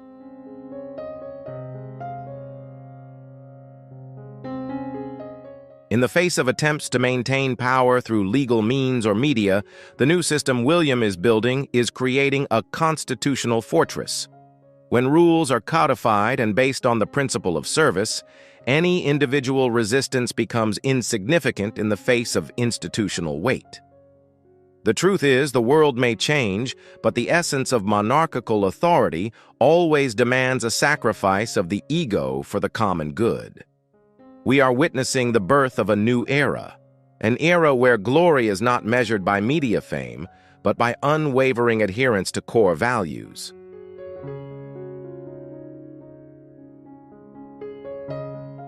William is proving that to protect a crown, sometimes one must learn to say no decisively, because ultimately only what is truly pure can endure the test of time. There is a truth that the media often overlooks. Glittering titles never belong to a specific individual. They are not inherited property or permanent possessions. In the structure of the British monarchy, every title is borrowed from the throne. When the connection to the source of power is shaken, those titles can return to where they originated. This is not a typical property dispute, but the reclamation of constitutional symbols.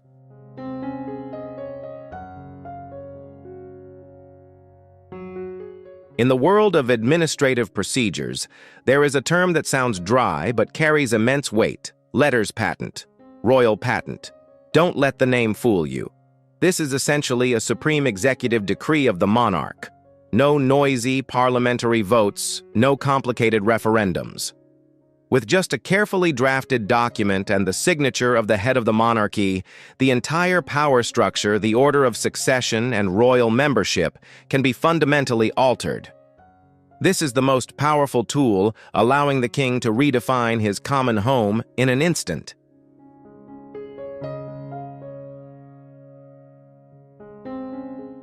To understand this power, we must go back in time to 1917. Amidst the upheavals of the era, King George V recognized a paradox: the proliferation of titles was diluting the value of the royal family. Distant relatives' branches, no longer contributing to the common good, were still holding these prestigious titles. With historical determination, he issued a decree to narrow the list of those called prince and princess. This was not personal animosity, but a campaign, refining symbols to protect the prestige of the Windsor family. History is witnessing a repetition of that mindset in the new era.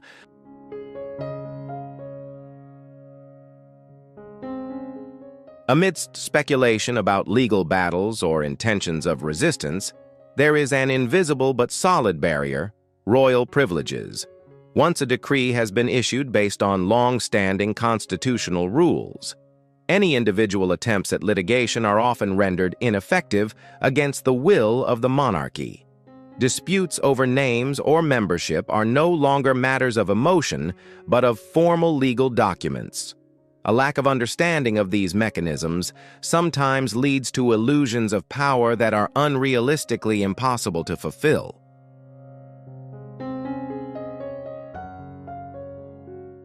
Eventually, the media frenzy would die down, leaving only the archived documents in the National Archives. William and his strategic council understood power lay not in debate, but in wielding the pen that wrote the rules. Once the decree was signed, history would turn a new page, and those who failed to adapt to the new rules would become mere footnotes in the flow of time. In the world of long-established institutions, seismic changes rarely came from public debates or noisy elections.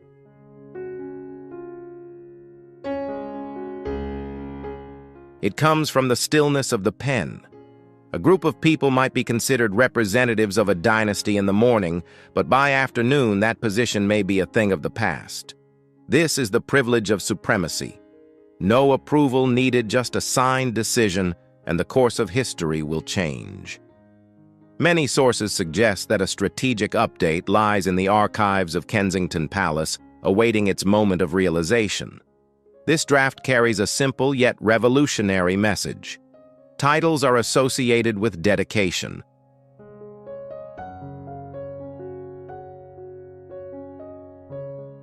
Only those who are truly present and serve the institution full-time are allowed to wear the official emblems.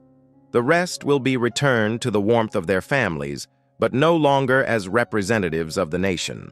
This is a step aimed at protecting the rarity and value of the royal brand in the 21st century. Imagine the power of a title. For individuals who have built entire personal empires on a single word such as Duchess, stripping them of official recognition is a devastating blow. Identity reconstruction thoroughly.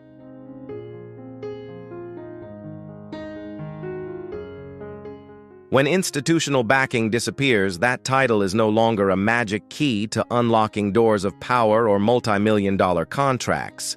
It becomes a ceremonial title lacking the weight of legitimacy.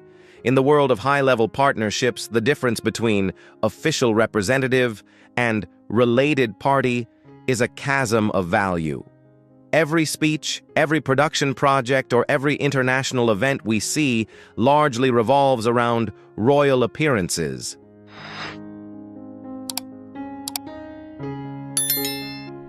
But what happens when the energy supplying that aura is cut off? When an individual abandons their status to seek independence, they inadvertently put themselves to a harsh market test.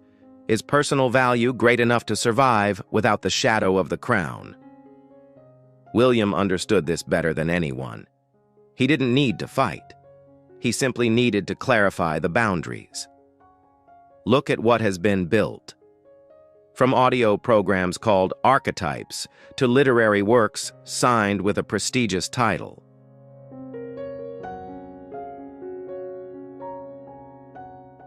In the world of influence, every speech, every appearance, and every branding deal is anchored to a single pillar of support: title. It's not just a name, it's a master key that unlocks doors that an ordinary celebrity could hardly reach. But what happens if that support suddenly disappears? Imagine a new reality when the signboards at international events only display a personal name without the backing of a crown. The entertainment world is inherently pragmatic in its calculations of value. They don't just pay for fame, they pay for value, exclusive and legitimate.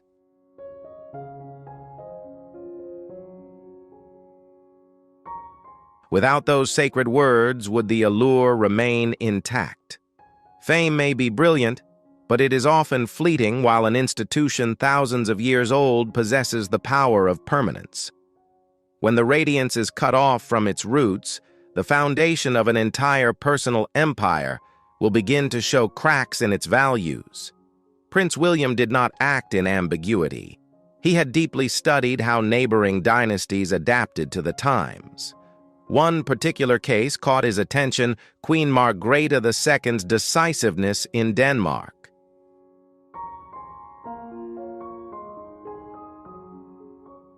With a single statement, she streamlined the monarchy by revoking the titles of her own nephews. Her reasoning was clear. The monarchy needed clarity of roles, not the chaos of symbols without accountability. William observed how the world reacted, how public opinion stabilized, and how the Danish monarchy became lean and stable. It's definitely better after that surgery.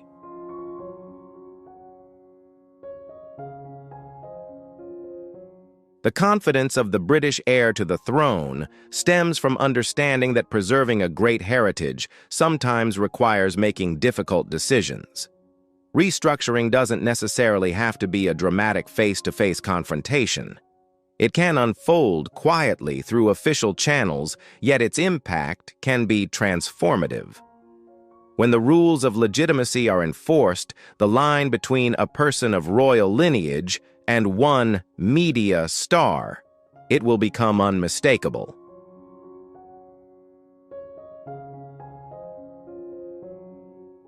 History has proven that the longest-lasting institutions are not the most rigid, but those that adapt before being forced to. Prince William learned a valuable lesson from the northern dynasties. Decisiveness doesn't need to be accompanied by noise. In Denmark, a symbolic transfer of power took place quietly, decisively, and without compromise. The goal wasn't to please everyone, but to protect the centralization and transparency of the royal family.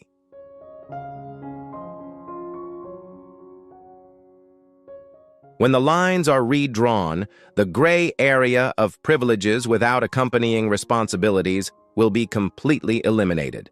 While London is quietly building a legal fortress across the Atlantic, alarm bells have begun to ring. Terms like restructuring or title reform are no longer whispers in palace corridors, but have become an existential threat to a functioning media empire.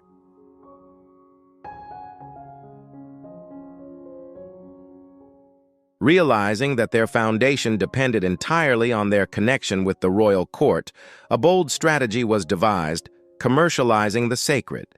The idea of turning a royal title into a trademark began to take shape, an attempt to transform national heritage into corporate assets existing independently of the will of the crown.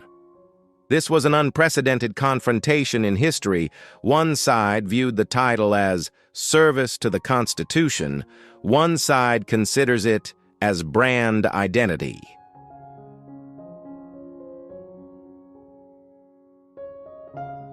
If a title is registered as intellectual property, it becomes a business tool, a legal entity beyond the control of the monarchy.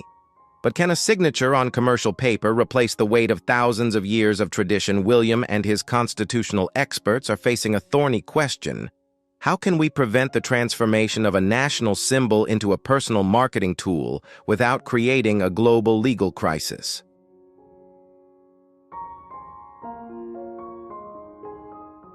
William understood that the power of the monarchy lay in its monopoly on legitimacy. Once you allow a family member to privatize a title for commercial purposes, you inadvertently open the door to the disintegration of the symbol. His answer remained consistent clarity. There are no middle ground. You can't be both a businessman running a global brand and a representative of the monarchy.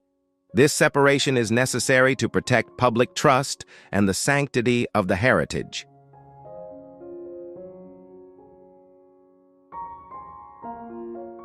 This battle isn't just about titles on book covers or podcasts. It's a battle to redefine the value of honor in the 21st century. When strategic plans clash with commercial ambitions, what ultimately remains will be what is most authentic. History will remember those who dared to draw painful lines to protect the whole, rather than those who sought to possess a piece of the spotlight for themselves. In the game of symbols, the final piece always belongs to the one who holds the power of legitimacy.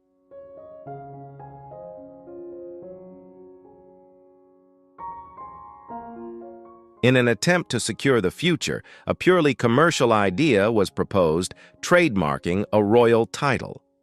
The goal was clear: to transform a noble title into a business asset, a brand that could be protected by civil law. However, in the world of monarchies, applying a checkerboard mentality to a national-level chess game was a systemic mistake. They forgot that only the crown has the right to decide what belongs to it.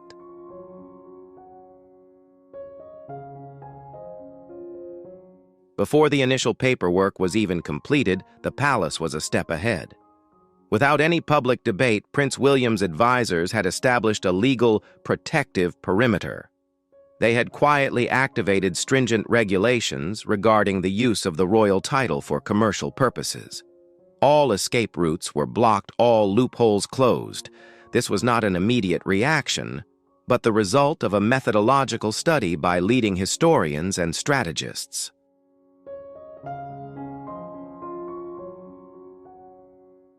The message from Kensington Palace was very strong: the crown of bestowal and the crown of control. You can't take a piece of an institution, take it out into the world, and turn it into a personal business tool. William demonstrated a completely new style of leadership, far removed from the diplomatic finesse of the previous generation. He didn't seek compromise. He redrawn the lines with permanent ink where there was no room for alternatives or half-hearted negotiations.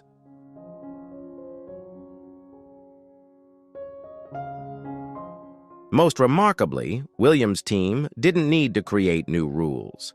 They simply activated rituals and precedents that had existed for centuries. By deeply understanding the existing system, they transformed ancient rules into the most powerful modern tools. They were prepared for every situation, every reaction, and every legal loophole. While their opponents were still grappling with the concept of trademarks, the dynasty had already asserted ultimate ownership of its own history.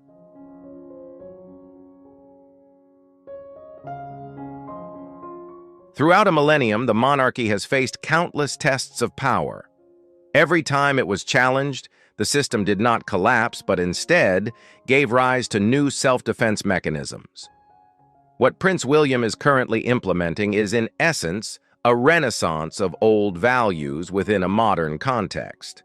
Without needing to invent new laws, he and his team are simply dusting off long-standing protocols rules that had been forgotten but still carry the primal weight of legitimacy.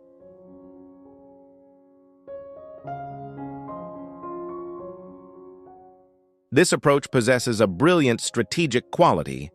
Change is not presented as an act of punishment or a personal confrontation, but rather as a process of transformation, modernization, and streamlining. Who can object to clarity? Who can resist making an institution more transparent and fit for the 21st century? By firmly linking every decision to the flow of tradition, William created an impenetrable shield. You cannot challenge an institution when it is operating according to the very rules that have sustained its existence for generations.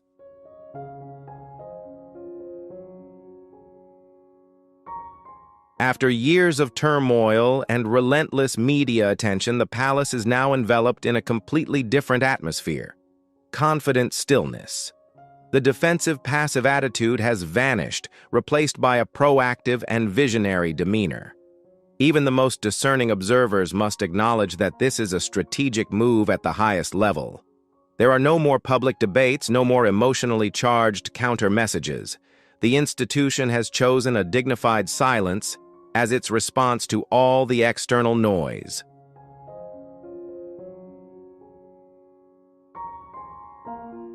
William has proven that he is no longer someone waiting for his turn.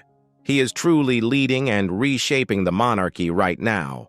With his dignity above the noise mindset, he has transformed challenges into opportunities to renew the entire system. His patience and methodology have created a sharper, more focused, and more purposeful entity. While personal stories continue to unfold in the newspapers under changed conditions, the crown has completed its self-purification to stand firm against the tide of time.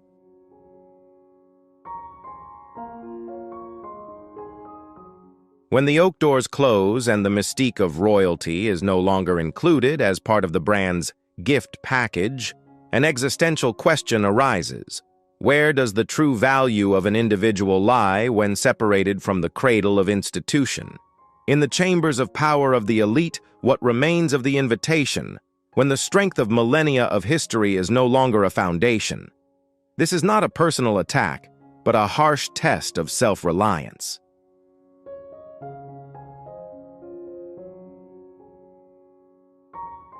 The crown doesn't need to be destroyed because it possesses the most powerful weapon, time and evolution. It doesn't need dramatic confrontations or noisy acts of retaliation. Instead, it chooses to adapt, using the very systems that have sustained its position for 10 centuries to address modern challenges. This is the operation of a machine refined by blood and fire, knowing how to turn every upheaval into a springboard for survival.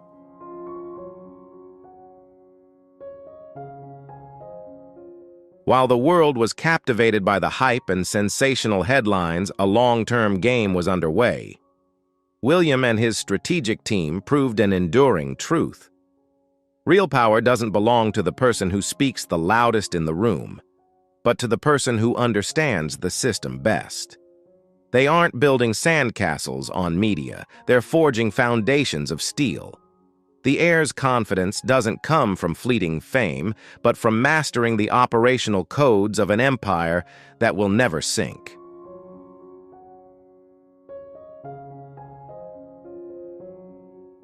The crown doesn't need to destroy anyone. It just needs to patiently wait until the rules of the institution fulfill their mission. Now the moment of waiting has ended. The plan of the chief architect, the one who holds power in the shadows of silence, is gradually becoming a reality. A new era has begun where legitimacy is paramount, and what doesn't belong to the foundation will automatically be filtered out by the currents of history.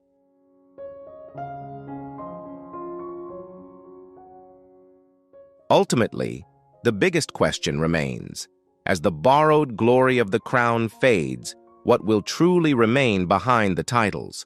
The British monarchy doesn't need to speak out to assert its power. It simply lets the system operate according to the iron laws of history. Prince William has proven that in the game of symbols, the winner isn't the one who makes the most noise, but the one who knows how to preserve legitimacy amidst the storms of the times. Is this a necessary reconstruction to protect a millennium-old heritage, or a harsh step for those who have chosen their own path?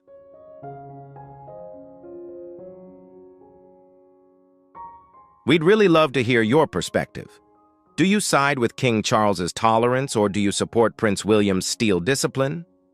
This is for reference only based on unverified hypotheses, rumors, and public opinion. Let's discuss this from an objective analytical standpoint. Don't just sit there, interact with me. Press 1 for curiosity and 0 for skepticism. Hit like and subscribe so we can uncover the truth behind the curtains together. The British royal family has long been seen as masters of maintaining absolute separation. Their motto: never complain, never explain. It's not just a rule, but a spiritual fortress protecting the survival of an institution. However, what happens when a crack appears from within? Insiders are buzzing about Princess Anne breaking the silence with The concise message consists of 11 words. Those 11 words are said to have created a psychological earthquake for Prince Harry in Montecito. Insiders speculate that the 11 words could be a confirmation of patronage or a warning about the confidentiality agreement has expired. Whatever it was powerful enough to shatter all trust. Let's rewind to the fall of 2016. A high-level security check was triggered. Normally, this would just be a quiet financial review.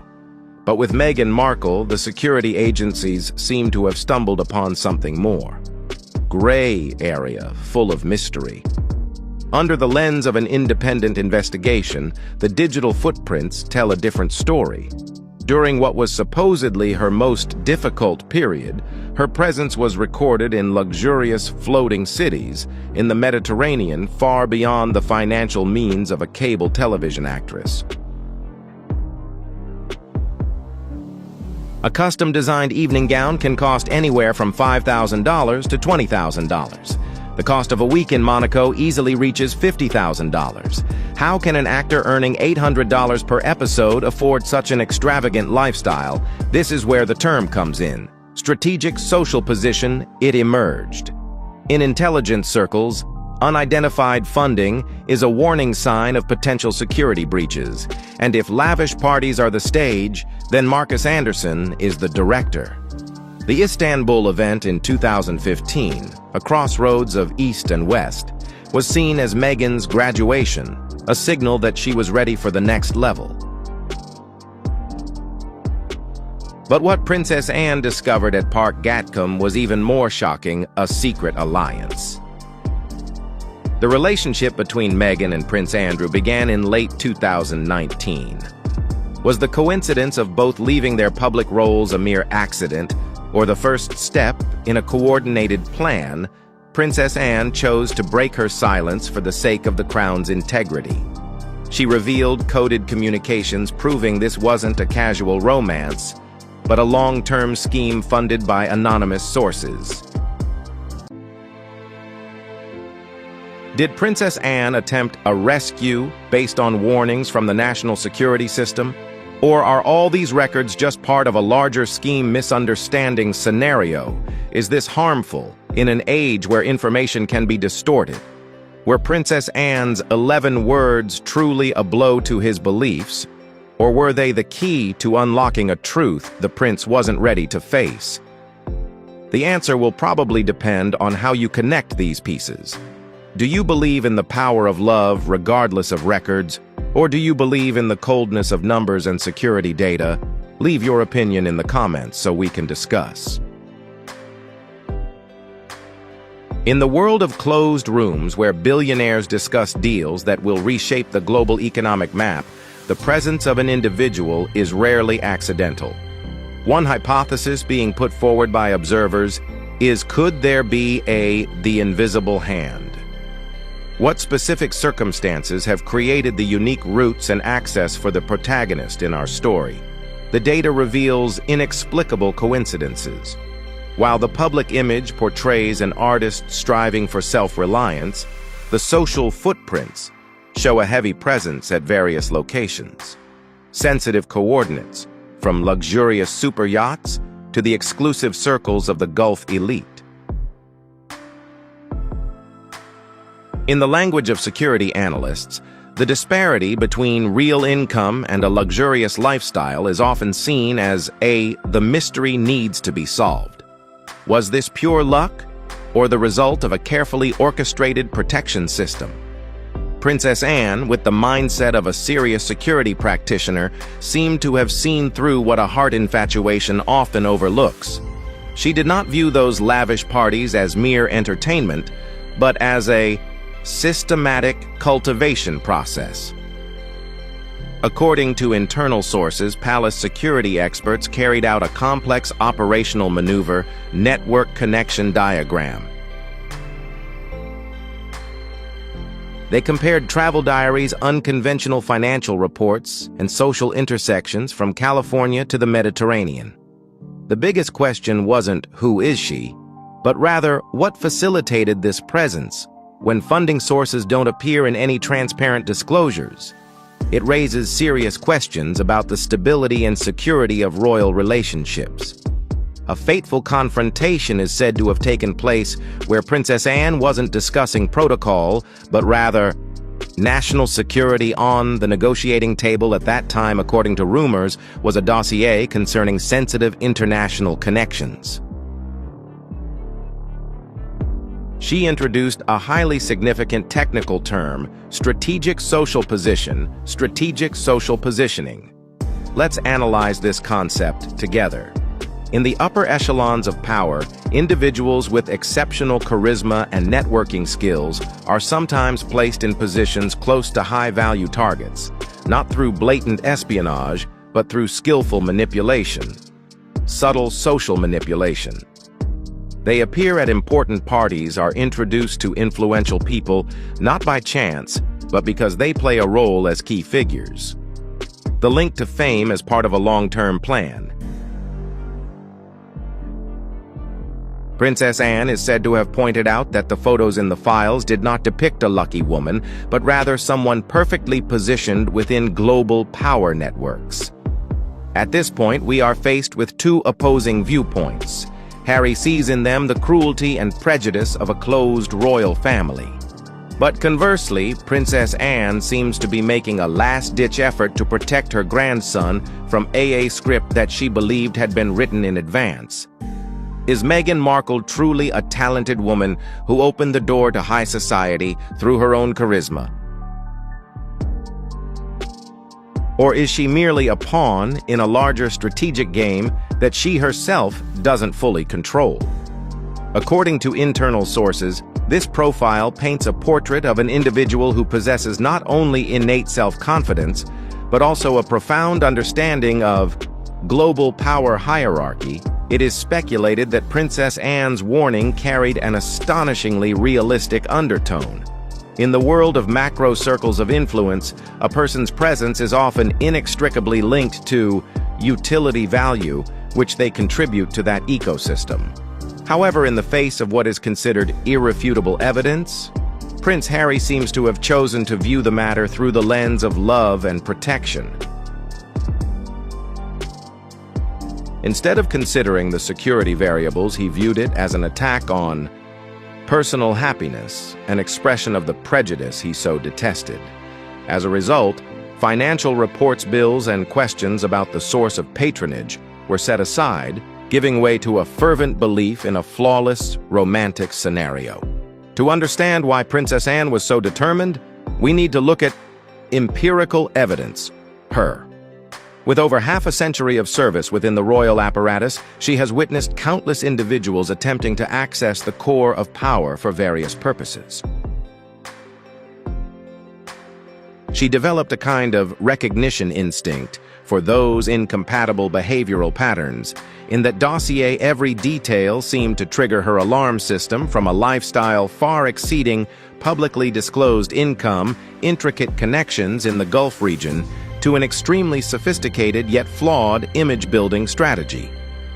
Data crack compared to real-life situations. This is not simply a love story. From Anne's perspective, it is a long-term strategic plan. Let's set aside personal feelings for a moment and consider a more objective perspective. Economics of presence.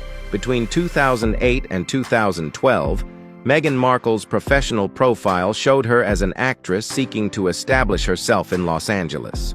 With small roles and an estimated income of around $800 per episode on cable television, this was considered a salary for an average working-class person in the U.S.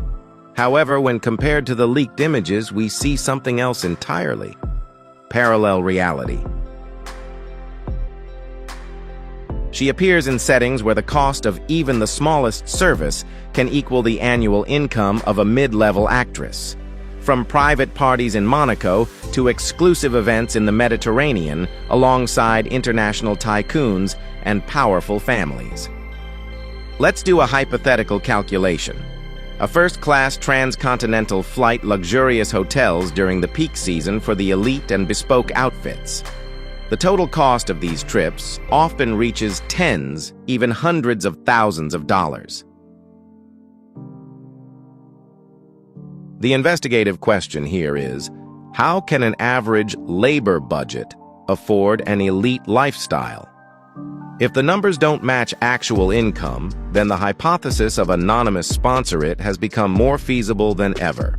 And in security circles, unidentified funding is one of the greatest risks to the stability of an institution. The veil surrounding this dossier remains one of the greatest mysteries of modern royalty. Was Princess Anne's assertiveness an act of protecting the monarchy based on verifiable security data? Or was it simply the rigidity of a generation unable to comprehend the freedom of the new generation?